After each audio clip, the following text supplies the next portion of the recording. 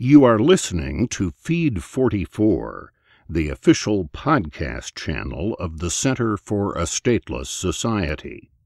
C4SS is an anarchist think tank and media center.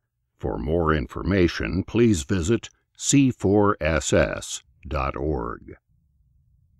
Building a Movement with Less Hiding Space for Foulness by William Gillis, posted on February 8, 2015 on c4ss.org, and read by Thomas J. Webb.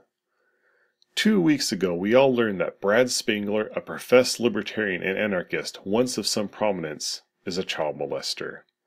There have always been hidden monsters, and no movement, community, or culture is entirely immune.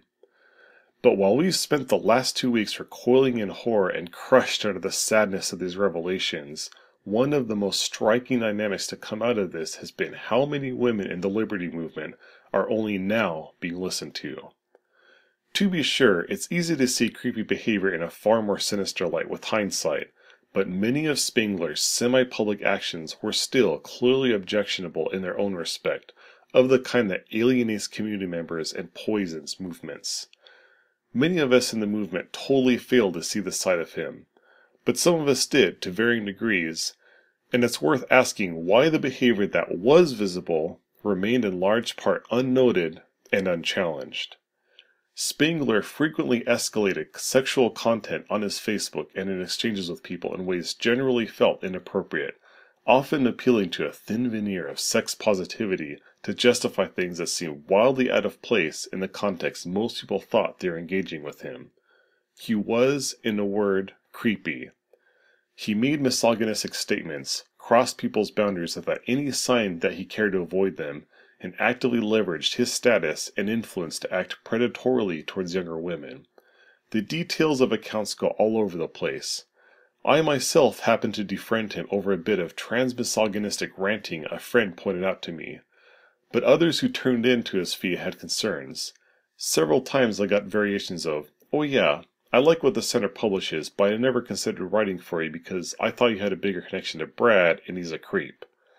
As it turns out, these asides in private were reflective of a large number of women who felt disinclined to speak up given the culture and dynamics of our movement.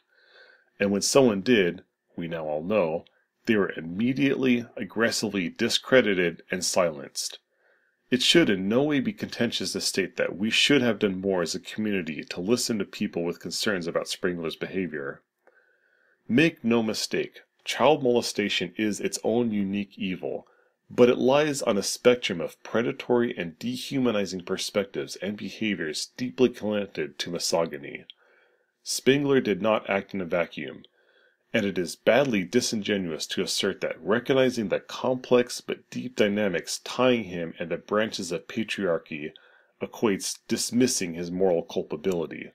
A soldier can be not one whit less to blame for murder if his superiors, and indeed the institutions and toxic cultural dynamics of statism and warfare, are to blame as well. Spangler made his choice, but patriarchal narratives of sexual entitlement to the bodies of others and the timidity many of us have shown in confronting and organizing against predatory and alienating patriarchal behavior were to some degree co-conspirators. We're always going on about how non-state approaches to fucked up dynamics can be so much more effective, and ultimately they can be, yet this is precisely the kind of situation where we should easily be able to demonstrate that, and instead we've come up empty. Socialist movements are famous for cloaking foulness under organizational bureaucracy and losing real horrors in opportunistic firing circles. But many libertarians seem content to worship a noxious kind of callousness in which nothing can be omitted matters until a breaking point is reached. Today there is, ironically, no better portrait of a seized up and unnatural, undynamic system incapable of organic adaptation, capable of responses only in desperate fits, than portions of the libertarian movement. Overcrediting gossip without clear evaluation of probabilities given sources and myriad other considerations can obviously be quite problematic, but locking our mouths closed until there's something approaching 100% proof or consensus is an insane overreaction. Markets work through the brilliantly self-organizing decentralized conveyance and evaluation of information. Insofar as we suppress that among ourselves, insofar as we declare that we know better than our compatriots what information is pertinent to their decisions and what they can be trusted to evaluate rationally, we suppress signals and leech dynamism from the market. We in effect reproduce some of the irrationality of state capitalism. People are intelligent, they have agency, they can update their probability risk assessments from new info without turning it into lynch mobs. Publicly pointing out someone's problematic behavior shouldn't be a big deal.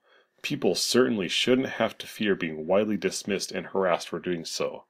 And if our instincts and social organisms that might successfully navigate the myriad tensions involved without turning it to team sports and vengeful gossip have withered away, well, let this be a wake-up call to get started rebuilding them.